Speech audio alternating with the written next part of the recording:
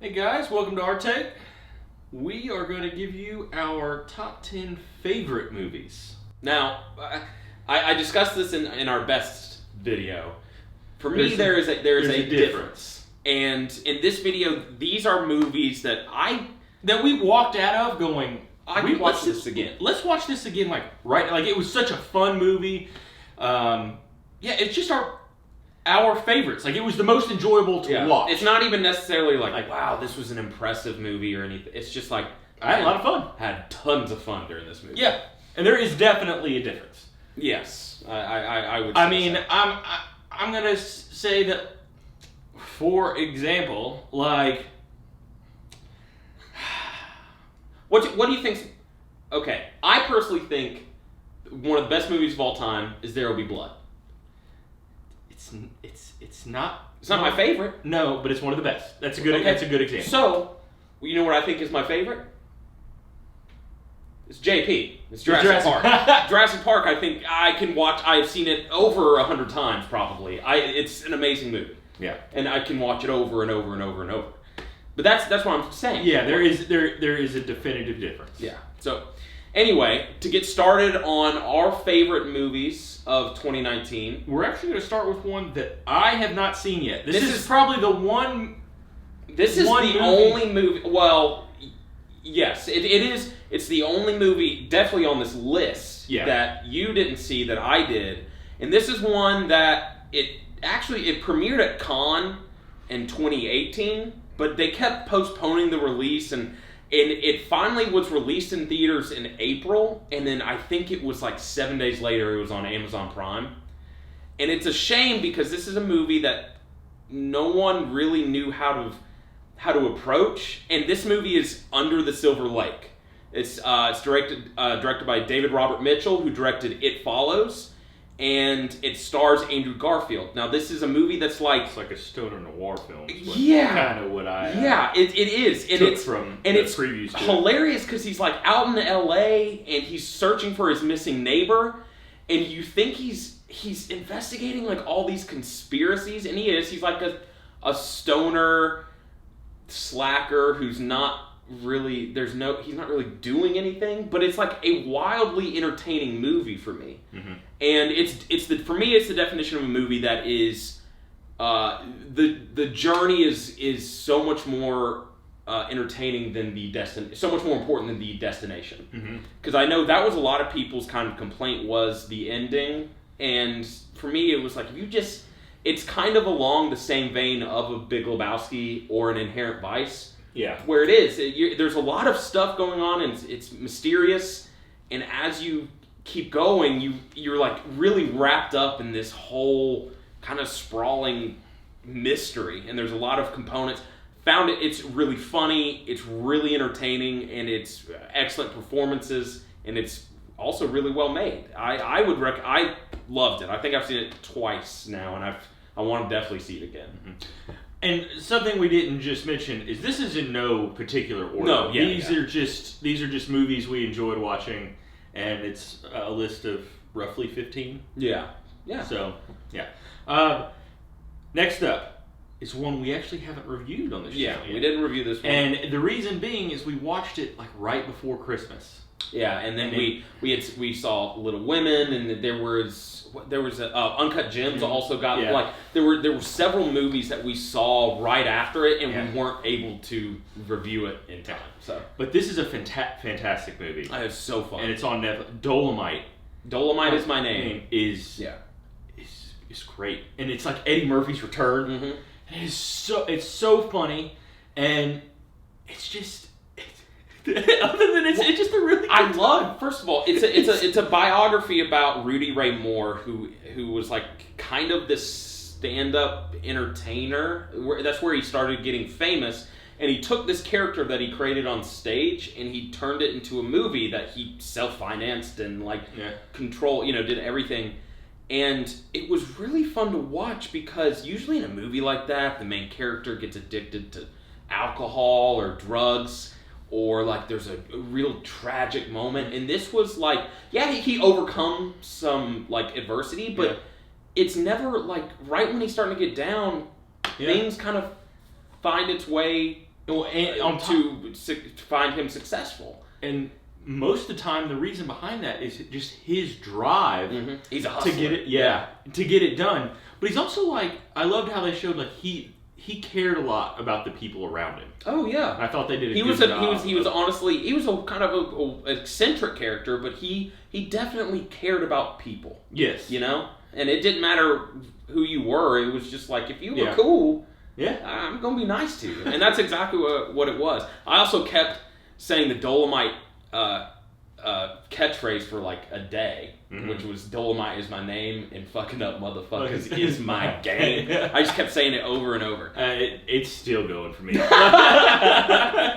but this was a movie that was like the return of Eddie. Yeah. And it was so nice to see him again. And it's just a sweet, fun, hilarious movie that you can easily put on at any time. Yeah. It's an easy watch. For me, okay, the next one, this one was one I put on it, and even though some people wouldn't consider it a fun it is one movie, you continue to think about. I feel like I really... Uncut Gems is... Yeah, this was I had Uncut Gems, and it is because it's like, I could watch that movie, I wouldn't say over and over, but I did really, really enjoy it. Yeah. And it's almost kind of in a kind of sick way in the sense that it because it was so intense, it's like I kind of want that rush, you know. But it was like I definitely when it comes out on home video or Blu-ray, I'm gonna watch it again. Yeah, and it's on our on our best. On our best. The ones that are on our best list, we're not gonna talk extremely long about. And going into that, Little Women. Say it's just such a sweet movie. I mean, it's an easy watch, and it touches on all the I mean, you're gonna laugh, you're gonna cry, you know, you're gonna be excited. Like it touches on so many emotions, and it's one of those things that you leave it just wanting to watch it again. And I for sure would put it on the list because I saw it twice, and I believe a 3-day period. Yeah, and it's excellent. It's so good. Next one is also what we mentioned in our best of video. It was one of the easier watches of the year. It's one of the most fun. And it's Ford vs. Ferrari is really good. The acting performances are again really really good. And I honestly would put it kind of in that same category that you just mentioned, Little Women. It is able to touch on several kind of different genres. I mean, you have the sport genre, obviously, and the kind of action thrown in because they're driving extremely fast. There are some parts that you laugh at. There are definitely some parts that you get emotional at. It's really funny because you're pulling for them, and you're like, it's like, go America, and then, but at the same time, you hate some of the people from Ford.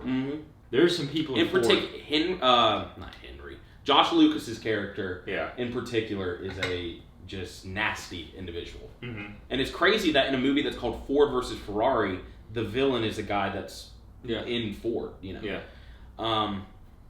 Now this one wasn't on our best of. No, but this is one of the. We both walked out of this movie going, that was just a lot of fun. It was so much fun. And it was original. Yes. And it was smart. Yeah, Ready or Not. Ready or Not was great. Ready or Not is really, really good. I mean, in terms of, I hope it comes on TV all the time. I think it will. I will watch it every time it's on. On top of there being some legitimately kind of scary parts, the movie's hilarious. Yes.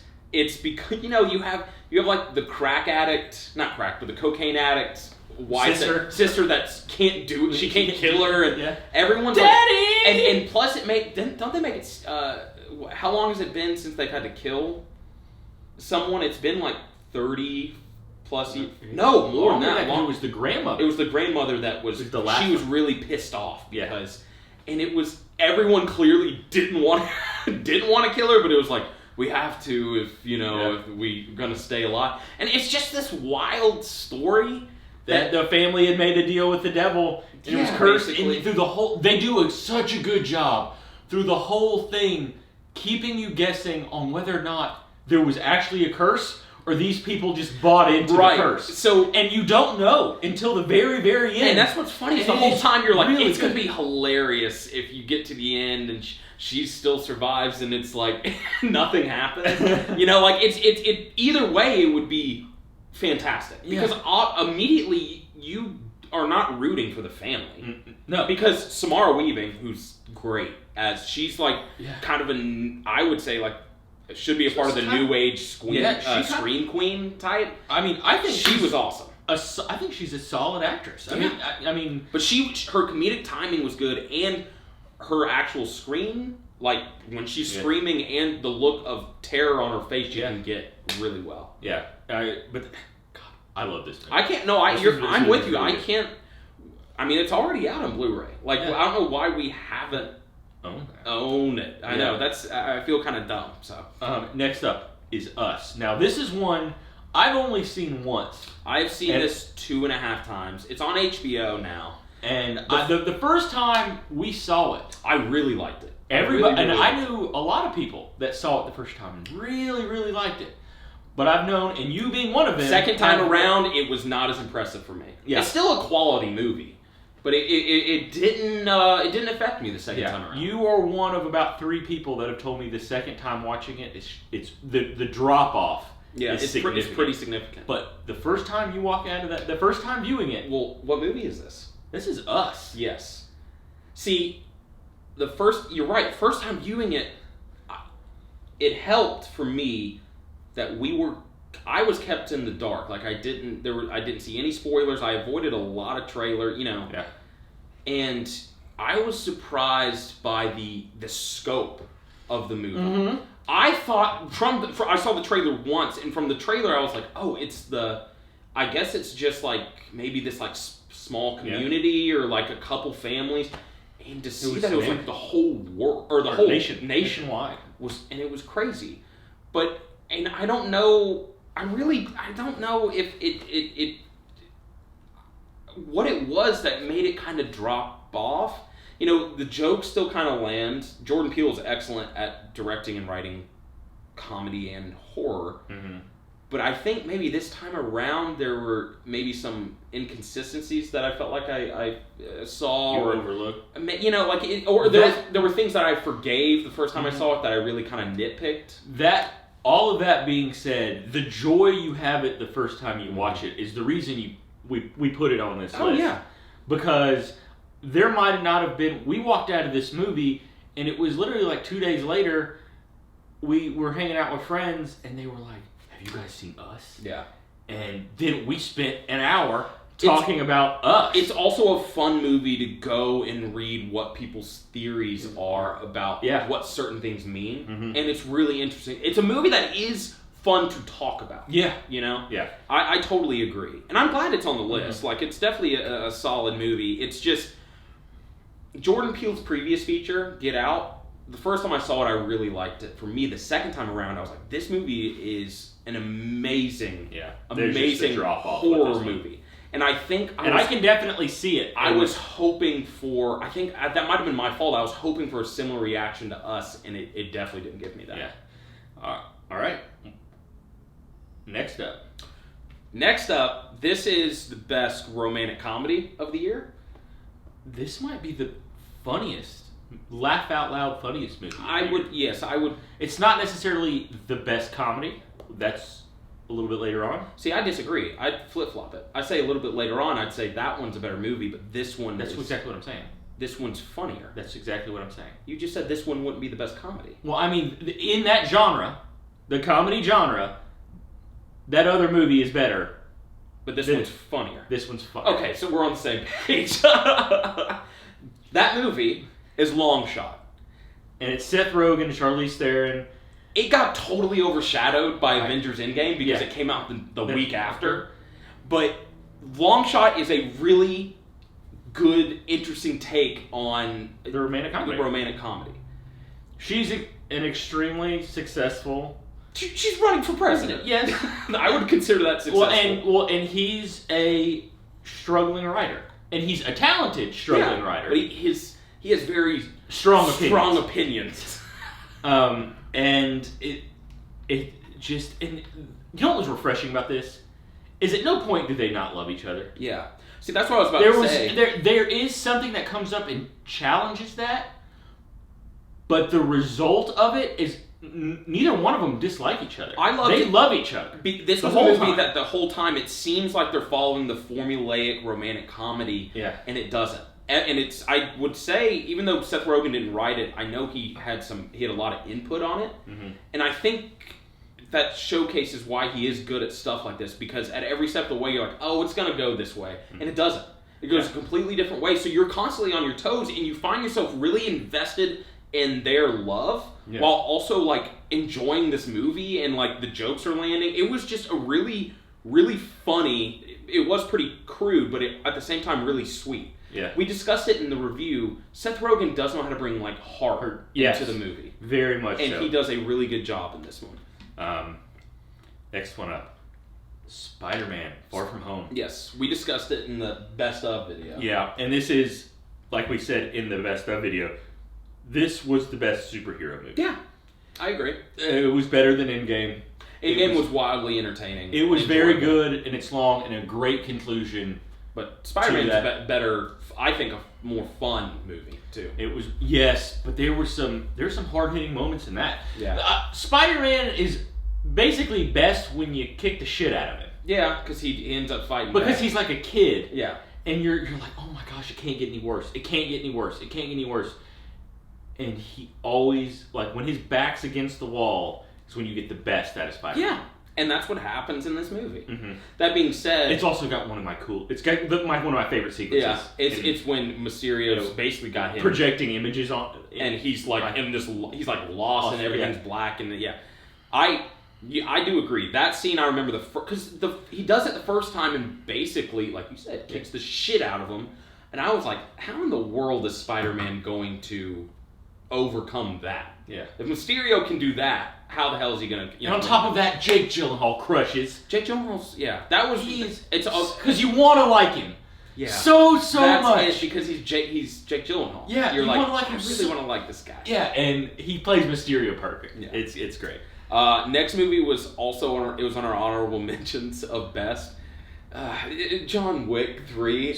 Oh my god. We walked out of that. I mean, we were 15 minutes into this movie going, that was the first action sequence? Yeah. No. And then each one got better. And better. The wild thing was bigger, it is exactly what you said was like the first 10 minutes happen, you're like, this movie's gonna be exhausting. Yeah. Like you're right there. And you say that, and little did you know, like there was not gonna be let up at all. But it is great, and he is a badass. Every time I watch a John Wick movie, I go, God damn, he's a badass. Every single one. There's so many kills in that movie where I was like, he makes some of the Avengers look like little bitches. Like he is a badass. It's got to the point, even though I know they're not the production studios are not the same. I keep waiting for him to join them. Yeah. I keep waiting for us to hear like the bad guy, like, and I killed your dog, John. and you just hear like a gun cop. It's like, oh boy, oh god, oh that would be wild. It is. It's a wildly entertaining and movie. Keanu is just great. Yeah. The dog, his relationship with the dog is great. Well, see, I like it goes back. Halle Berry was in it a tiny little bit. She was really good. It goes back to what we talked about, like. They keep expanding on the world, but they do it very subtly or at small points at a time that are really it works for the universe.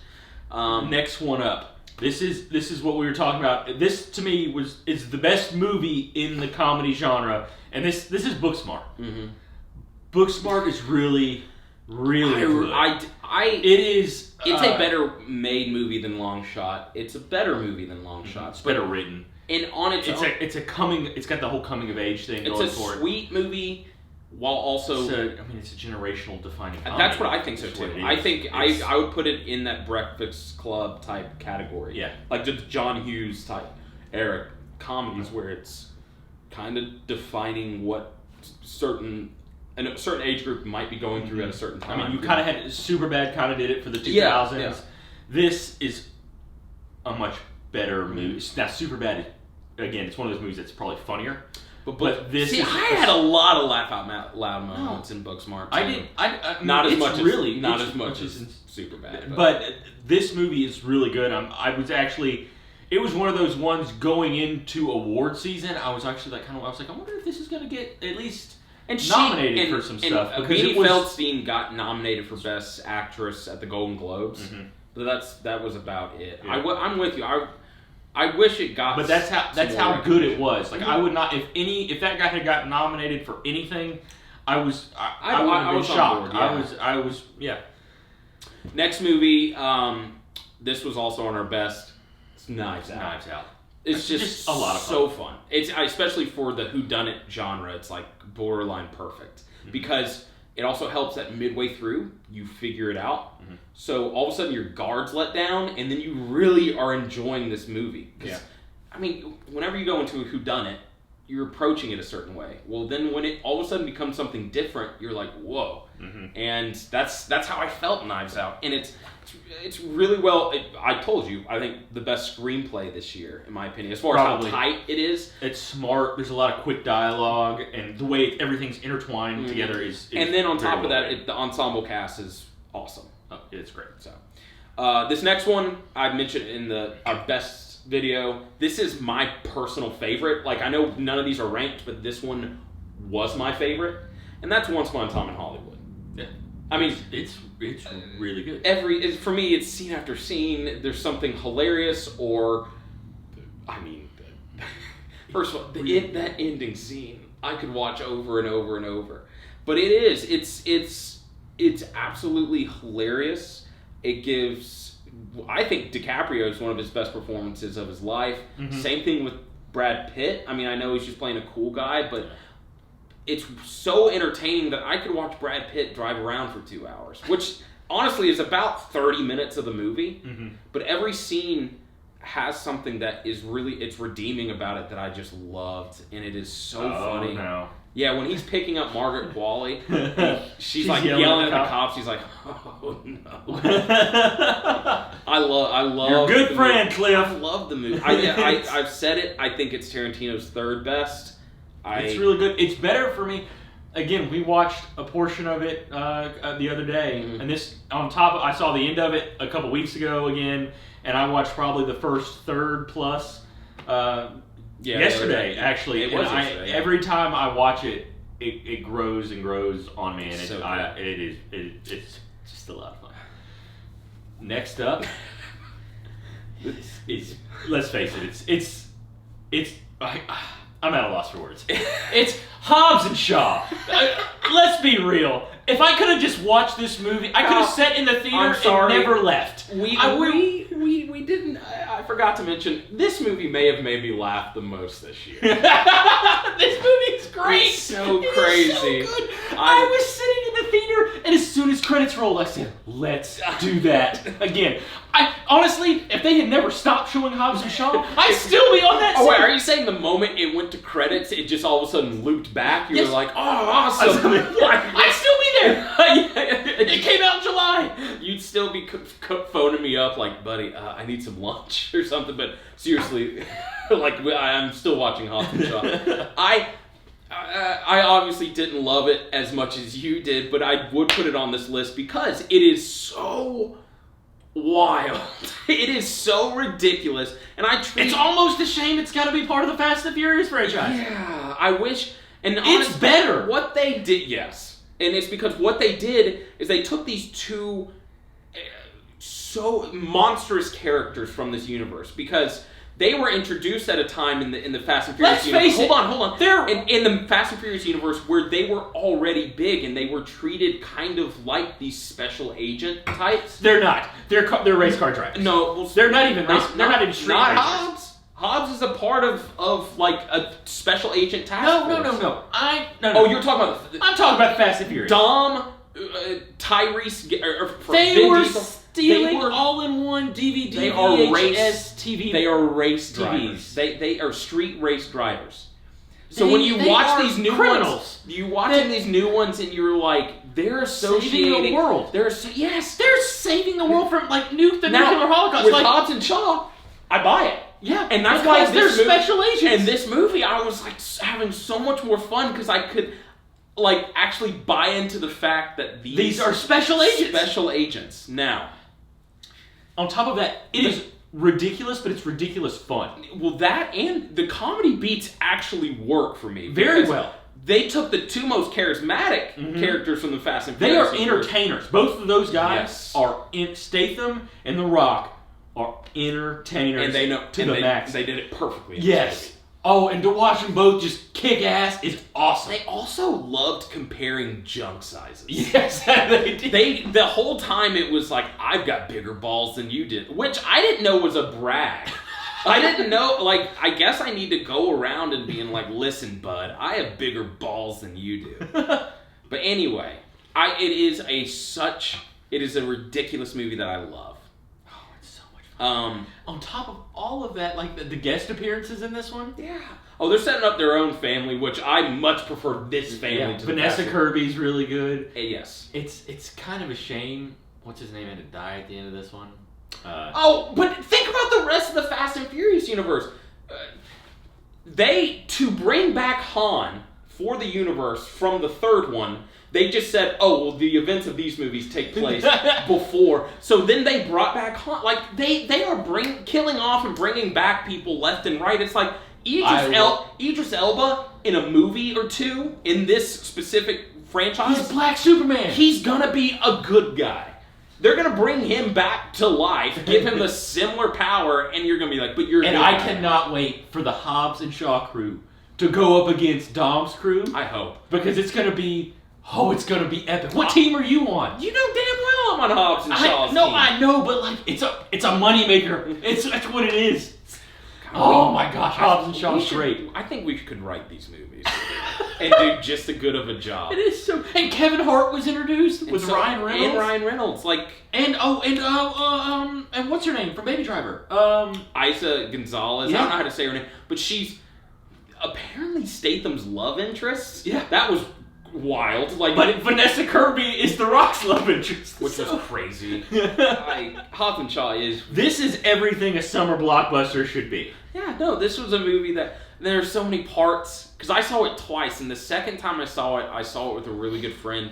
There were so many times I would just nudge and be like, fucking watch this. like something crazy's about to happen. There are so many unbelievable parts that you just buy it. Yeah. You're just, because it's The Rock and Jason Statham. It's for the type of The movie. Rock is just The Rock. And then Statham, 1 summer ago, was fist fighting a giant shark. Yes. In the Meg. Well, see, this goes back to my point.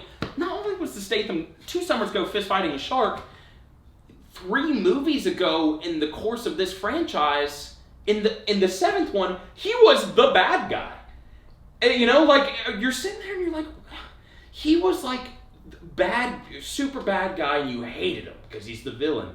And then the next movie, they were like, what if he kills Han? He killed such a lovable character. And then the 8th one, they're like, what if we made him a good guy? I mean, honestly. Make him a good guy. And then they were like, what if we give him his own movie with The Rock? And it's perfect. In that sense, they did the best job that they possibly could. And it was amazing.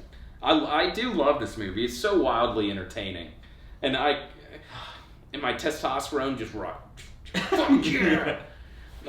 Oh, man.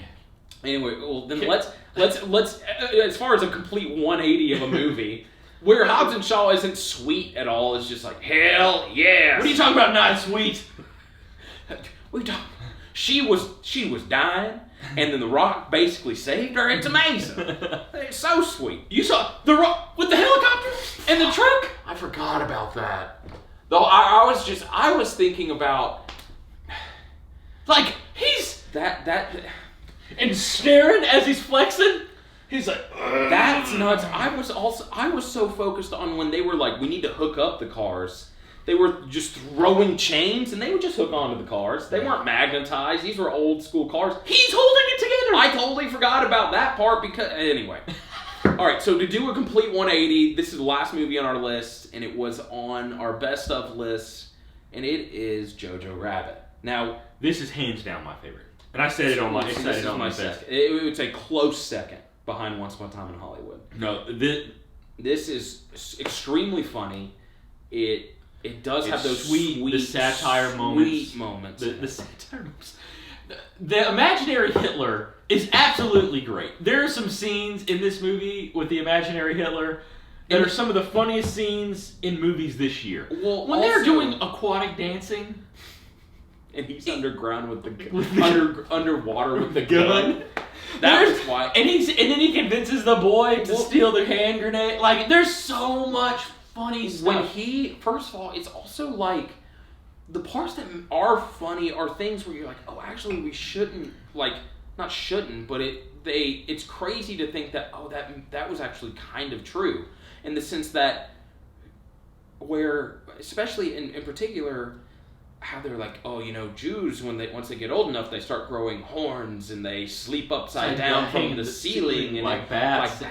And then they have tails. And you're laughing because you're like, God, that's so fires. So crazy when they speak their own language to each other that no one else can understand. And then you figure out, not in the movie, like I went home and I found out, like, oh, a lot of that was what they were telling these young, impressionable kids. Yeah. And you're like, oh, that's actually kind of sad. Yeah. But it also, it's like still funny. It is funny, and that's played for jokes, but then it does a good job of, like, that's why Scarlett Johansson's character is so impactful. Mm-hmm.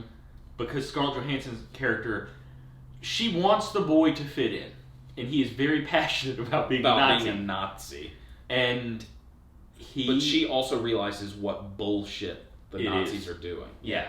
And she's also trying to teach him how to be a good human being and how to be such a sweet movie. Yeah, and then the relationship between the boy and the girl. It goes into, like, this movie has so many sweet moments that are just like, it's just like perfectly crafted in that sense. Like, for what this movie was, I thought it was. This is one of the best satires I have seen, and I didn't think it was.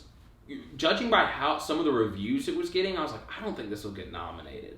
Mm-hmm. And when I saw it get nominated for an Oscar, I was so happy. Because I was like, this is by far the sweetest movie of the year. Mm-hmm. And it's a well-made movie, and it's hilarious. And it was like, yeah, I guess you could say... This has one of the most gut-wrenching moments in it, too, though. And gut-wrenching in the sense that it's out of nowhere. Mm-hmm.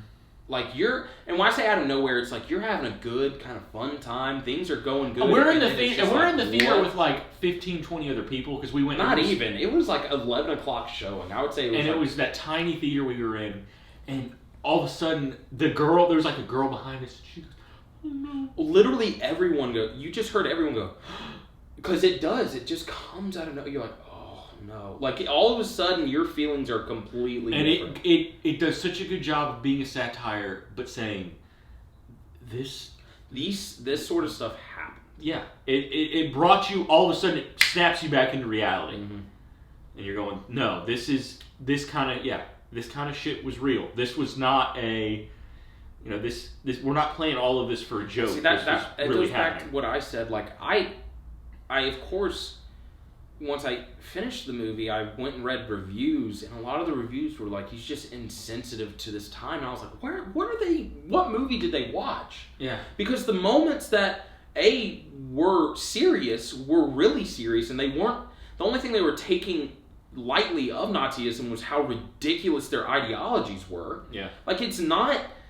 With the mom, they did a good job, I felt, with Scarlett Johansson and the dad that was having to fight in the war. I mean, people don't talk about that, but Germany Nazis weren't just invading Austria and France and, trying to take over Europe. They took over Germany first. Mm-hmm. There were a lot of people within Germany that didn't necessarily agree. They weren't agreeing with what they were doing. They were like, what? And that was Scarlett Johansson and her husband were a part of this, like, kind of resistance. Yeah. And it's more just like, this is bullshit. Like, Again, it was by far the sweetest movie of the year, and I just remember we went and saw it, and I was tired, and we had to wait and go to like an 11. It was like an 11:15 show, and it was crazy late. I was like, is this even going to be worth going to see? And then we saw it, and I was like, thank God. Yeah. Like, it was amazing. But, yeah. It's a close second. Because I don't know. It's a close second to Once Upon a Time in Hollywood. Because I think about how much fun I had in that movie. There were some really good movies this year. This list, there's a movie, I really liked Shazam. I didn't like it as much. No, but I had a lot of fun. It's one of those movies you have a lot of fun watching. Could have easily been on this list of just like it was just a lot of fun. Endgame could have been on this list for me. There was one that I did get rid of to make our list a little bit shorter. I can't remember, but it's all of these movies were movies that I could watch over and over and over, and it just showcases what 2019. I've said it the whole year is like a phenomenal year in film. Mm-hmm. Like it's just one of those years where whether it was actual like movies that were trying to be like serious good movies or wildly entertaining ones, and they delivered on both this year for me. So, but yeah. That was our complete list of our favorites of 2019, and next year we have to look forward to Tenet and Top Gun. And Dune. I was thinking about that the other day, how Dune is coming out, and that's going to be crazy. Dune, Tenet, and Top Gun. And Top Gun. Yeah, no, we've nailed it. Right there, it already... Top Gun, there doesn't even have to be a story. They could just show me jets flying around in 4K and IMAX with the sound. And an American flag waving. Yeah. Yes. See, I've told you, every time I see the Tenet trailer, I'm like, I lean in like, that looks so cool. It's wild. But, no, I can't wait, man. It's sad that 2019 ended as far as movies go, but I am looking forward to 2020, so... but yeah, that was our take on our personal favorites, and we will catch you next time. See ya. So back to Hobbs and Shaw. Put it on.